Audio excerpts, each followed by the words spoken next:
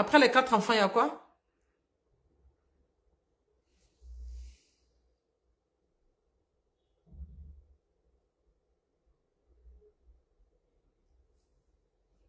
Coucou tata, mon mariage est dans 3 mois et j'apprends que mon fiancé me trompe.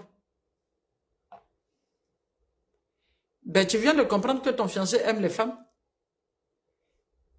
Donc, en partant te marier, c'est des choses qui ne doivent pas te surprendre. Si tu es prête pour ça, il n'y a pas de problème. Souvent, il faut qu'on échange beaucoup avec nos mamans. Oui, mais il faut que les mères commencent à s'impliquer. C'est pas bon. On ne peut pas préparer la fête du mariage de son enfant sans préparer son enfant au mariage. Et vous, les papas aussi, vous qui me suivez en ce moment en direct, vos fils qui sont là, ils sautent partout comme ça, comme des singes là. Vous ne pouvez pas les formater. Vous ne pouvez pas les préparer à la vie commune.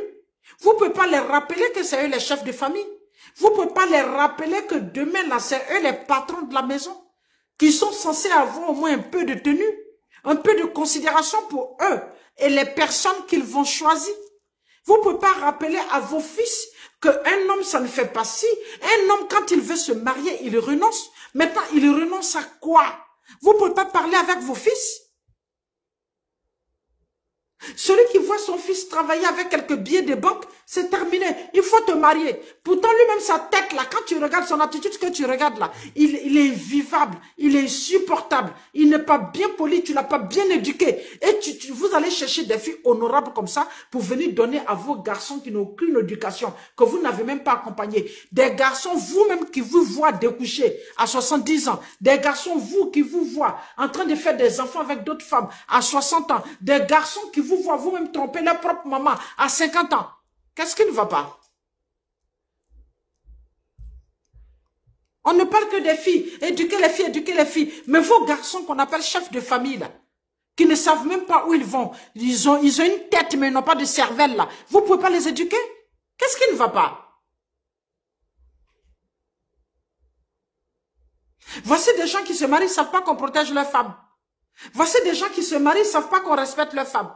Voici des gens qui se marient, ils ne savent pas qu'on doit avoir de la considération pour son épouse. Ils ne savent pas qu'eux aussi doivent accompagner leur épouse à avoir une certaine attitude. Ils ne savent pas qu'ils doivent accompagner leur épouse à avoir une certaine stabilité. Ils ne savent pas qu'ils doivent accompagner leur épouse à avoir une certaine maturité. Vous êtes quel genre d'homme?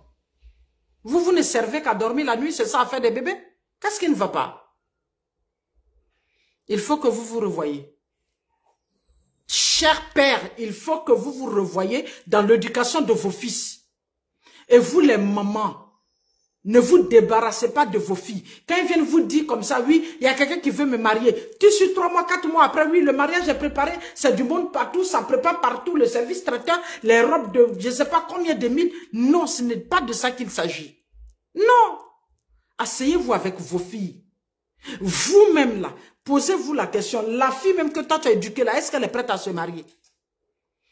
La fille même que toi tu as mise au monde là, à la maison qui ne te respecte pas. Quand tu dis 1, elle dit 2. Elle est tout le temps en train de lever la main sur ses frères. Elle est paresseuse. Elle ne peut pas tenir une maison. Pour se laver, c'est un problème. Elle est tout le temps en train de chasser tes servantes. Elle là, quand il vient te dire je vais me marier là, tu la soulèves pour remettre à quelqu'un là.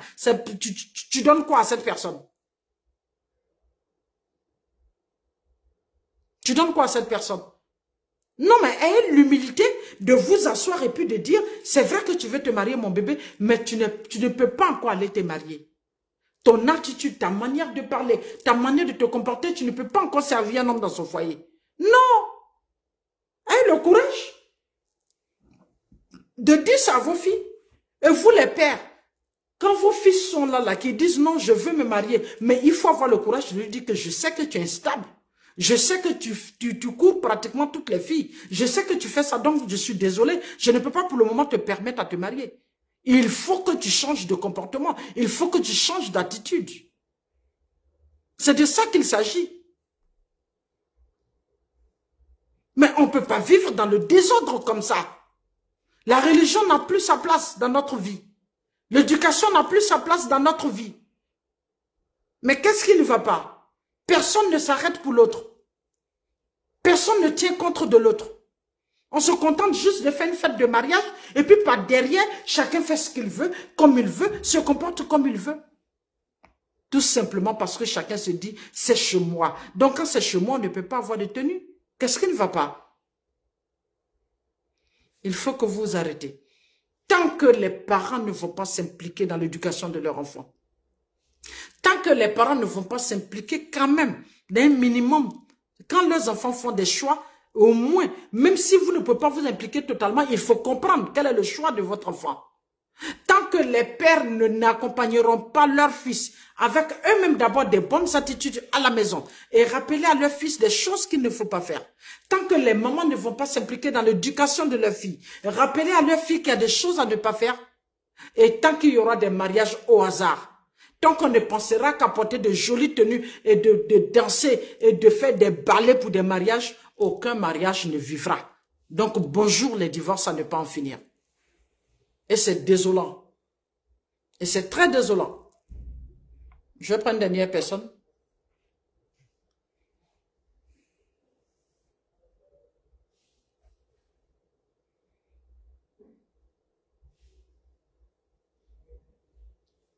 Je vais prendre un garçon. Je vais parler avec un garçon.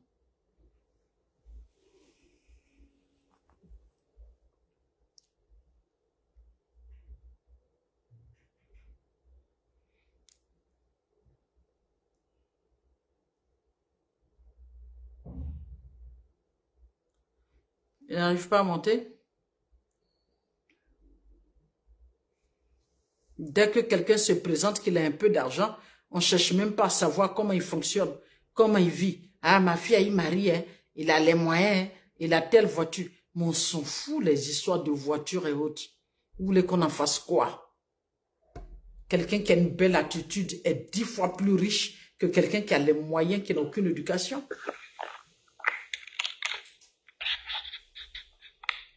Allô? Oui, Paola, on a déjà parlé?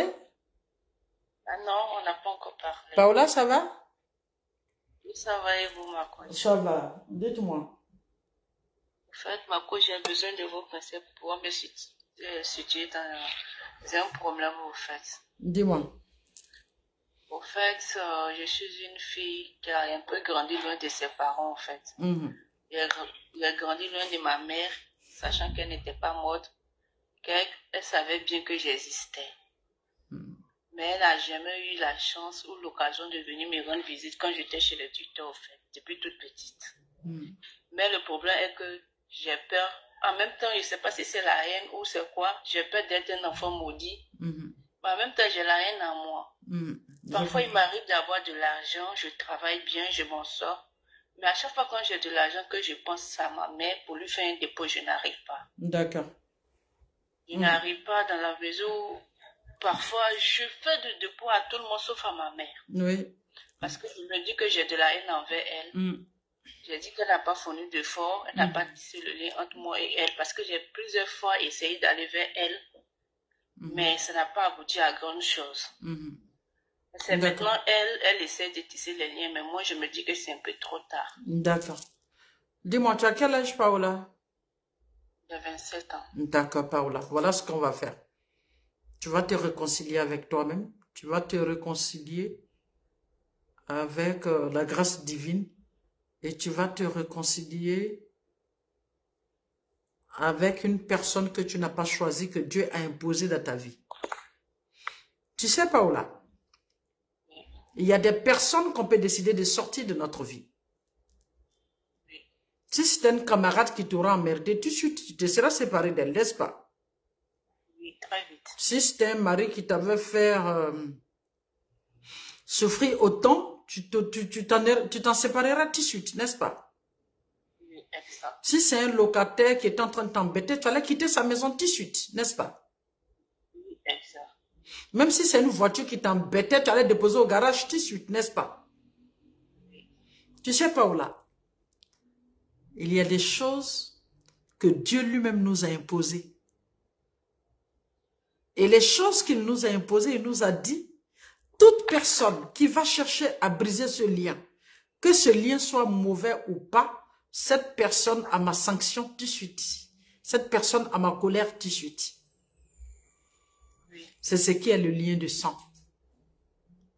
Tu sais, Paola, Dieu sait pourquoi il a mis ta mère loin de toi. Peut-être qu'elle n'avait même pas la capacité de t'éduquer comme il fallait. Et si tu vivais avec elle, tu n'allais pas être la Paola d'aujourd'hui qui est en train de travailler. En fait, ma coach, je vous coupe pas la parole.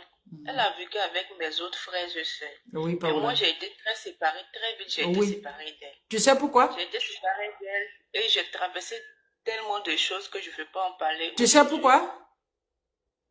J'ai dit, j'ai traversé tellement de situations. Oui, Paola, est-ce que tu sais pourquoi tu as été séparée de ta mère brutalement? Est-ce que tu sais pourquoi tu devais souffrir comme ça avant de réussir? Non. Est-ce que tu sais pourquoi tu devais être loin? Non, je ne sais pas. Parce que tu as une étoile. Les étoiles, ça ne brille pas n'importe comment. Les étoiles, on ne les pouponne pas. Les étoiles, on ne les lave pas le dos. Les étoiles, on ne les donne pas à boire. Les étoiles, eux-mêmes, creusent leur puits et puis vont s'abreuver. Est-ce que tu comprends? Les étoiles brillent après le passage des nuages. Paola, il faut dire que tu fais partie des élus. Tu es né pour grandir. Et tant que tu es né pour grandir, toutes les personnes dont tu penses que tu as besoin pour grandir, Dieu te dira, non Paola, c'est moi seul qui suis habilité à grandir parce que jamais tu ne dois dire c'est à cause de telle personne que j'ai grandi parce que moi Dieu j'ai décidé que tu sois toi Paola, que personne ne puisse dire que c'est grâce à moi Paola est devenue quelqu'un. Est-ce que tu comprends? Oui, merci ma coach. Et dis-moi, tu veux aller contre la volonté de Dieu? Non. Dieu dit tu es une championne. Il dit tu es une étoile. Il dit tu dois être le soleil, tu dois briller. Il dit Paola, tu as toute l'intelligence, toute ma faveur et toute ma grâce. Et j'ai décidé que tu puisses t'en sortir sans que quelqu'un me dise Paola, c'est moi qui t'ai fait grandir. Et pour cela, toutes les personnes dont tu penses qu'ils devaient être là, ces personnes ne seront pas là, Paola. Donc, Paola, tu n'as pas encore fini de grandir. Hein? Il ne faudrait pas t'arrêter parce que tu es né pour briller. Merci, ma coach. Donc, à partir de ce soir, quand Dieu veut faire briller un enfant, tu n'auras pas ton père pour grandir.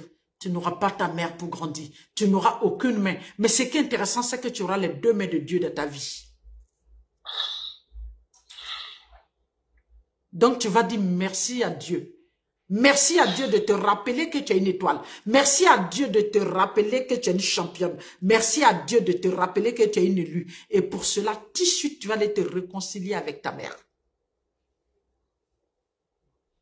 Et tu dois être cette fille-là qui a cette fierté de t'amener devant ta mère avec un pagne pour l'habiller, d'être devant elle pour lui donner à manger. Paola, ce que je peux te dire, quand tu fais partie des élus, quand tu fais partie des enfants de Dieu, quand Dieu veut que tu grandisses, il veut que ce soit toi qui donnes, mais jamais que tu ne tendes la main. Est-ce que tu as compris? Oui, ma coach. Donc, désormais, c'est toi qui dois habiller maman. C'est toi qui dois lui donner à manger. Parce que pourquoi? Lui-même, il dit, honore ton père et ta mère, et tu auras la grâce divine. En fait, tu viens de clore. Tu es le papillon. Maintenant, l'air dans lequel tu dois voler là, il va t'éprouver avec ta mère. Et il suffit d'accepter ta mère malgré tout. Et tu vas te rendre compte qu'il y a des portes qui seront fermées à tout le monde. Mais quand toi, Paola, arrive, la porte s'ouvre seule. Tu es d'accord ou pas? Merci. Merci. Tu veux que les portes s'ouvrent seules pour toi? Non. Tu veux que quand tu arrives quelque part, une porte s'ouvre, non? Oui. Exactement. Tu veux que quand tu arrives quelque part, au moment où les gens sont coincés, toi, tu as le passage, non? Oui. Tu veux que tu arrives quelque part, au moment où les gens sont mouillés par la pluie, il y a un parapluie de Dieu sur ta tête? Oui, mais j'ai toujours constaté ça. J'ai toujours... Et tu n'as pas remarqué que quand tu veux quelque chose, Dieu te donne tout de suite? Oui. Quand tu descends tout de suite, tu prends ton téléphone, tu appelles ta mère. Et ce week-end, tu dois aller voir ta mère, tu dois l'embrasser. Et tu fais le cadeau à ta mère. En fait, je suis au Maroc et elle est encore du... Et tout de suite, quand tu finis, tu appelles ta mère, tu lui fais un coucou. Et à partir de demain, passe quelque part pour lui faire un dépôt. Et à partir de lundi, ce que tu vas noter, viens en inbox et puis tu écris, tu me donnes. Et c'est vérifié par A plus B. C'est pas un débat. Tu as compris? J'ai compris. Je ne vais pas vous prendre assez de temps. Merci beaucoup pour le passage. Merci. Allez. Je vous donne la... Amen. Porte-toi bien, Paola. Appelle maman et dis-lui que tu l'adores très fort et commence à t'occuper d'elle. D'accord? Merci. Maintenant, pour terminer, chers parents, il faut que vous compreniez quelque chose. Vous voulez que les enfants vous aiment. Vous voulez que les enfants vous courent après. Vous voulez que les enfants vous mangent dans la main. Vous voulez que les enfants s'arrêtent quand vous voulez. Apportez ce dont il faut aux enfants. Si tu n'as pas pitié d'un enfant, l'enfant n'aura pas pitié de toi. Est-ce que vous avez compris? Les enfants sont comme une terre, une très bonne terre. Semez là-dedans. Tout ce que vous voulez, ça va pousser. Semez là-dedans, tout ce que vous voulez, ça va pousser. Et pour tous les enfants qui sont en ce moment en direct, vous qui êtes en conflit avec vos papas et maman, vous qui êtes en conflit avec vos frères et sœurs, tout ce qui est lien de sang, arrêtez tout de suite. Vous voulez briller de plus? Vous voulez grandir de plus? Vous voulez vous soulager en plus? Vous voulez être tranquille avec vous-même? Tissez vos liens de sang. Protégez vos liens de sang. Mais une chose est sûre, tant que vous protégez vos liens de sang, tant que vous honorez vos pères et mères, je dis, quel que soit le vent qui va souffler, ça va peut-être vous faire bouger, mais jamais ça ne va vous faire coucher. D'accord? Portez-vous bien. Très bon week-end. Et puis vous savez que je vous aime, non? À très bientôt.